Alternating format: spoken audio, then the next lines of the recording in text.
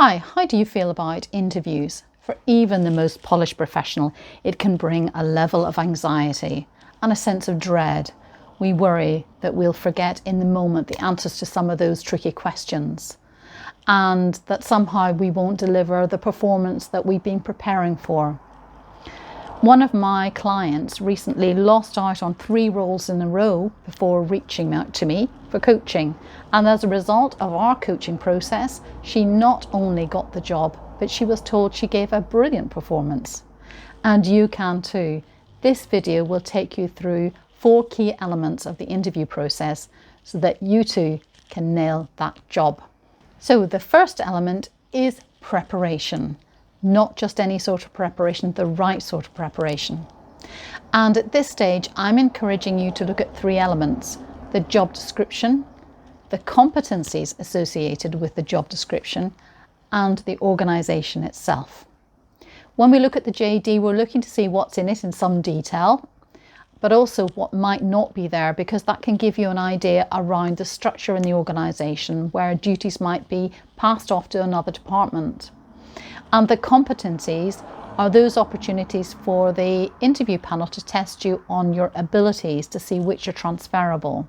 So you're now matching the achievements and activities that you've had in the past to this particular role so you can expand on them in the interview, and that matching process is key.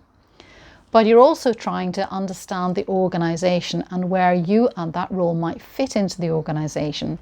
So go onto the website, read some of their reports. They'll have a business plan or a performance plan.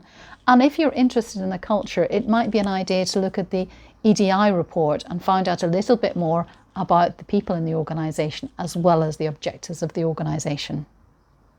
The next element is optimising your performance in the interview itself.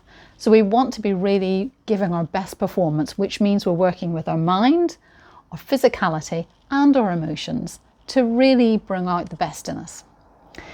In our minds, we're wanting to be clear about the nature of the role and how we fit that role. We want to be calmly thinking through how we're going to answer each question because we prepared a set of answers that we can use. But we don't know which interview questions are going to come up. So our emotions need to be under a level of control, which means we can use those nerves to lean into the interview and have some energy. In a calm place means you'll hear the question and think about the most appropriate response to that question. And so some questions have several elements to it, in which case explain to the panel that you'd like to note down the question if you may, because that means that you're less likely to go off focus and you'll give them the answers that they need.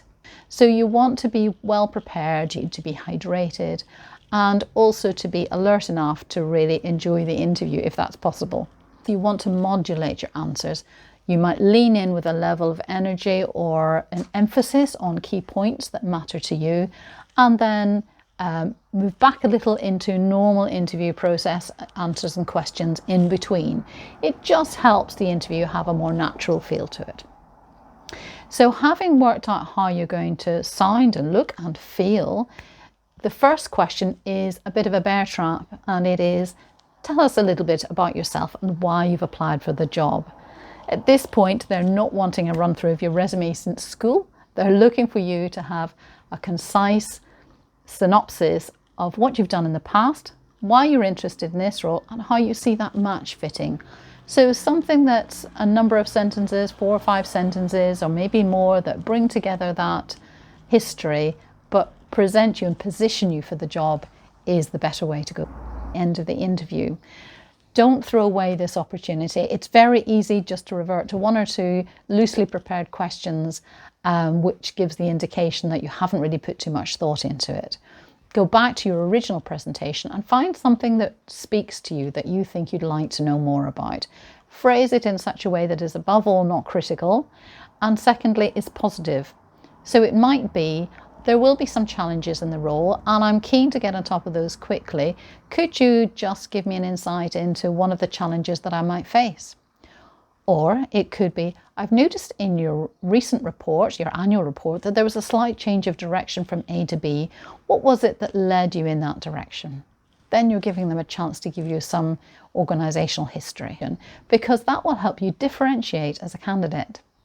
It also means that then when you do end the interview, you've given the impression that you're all keen to take the job.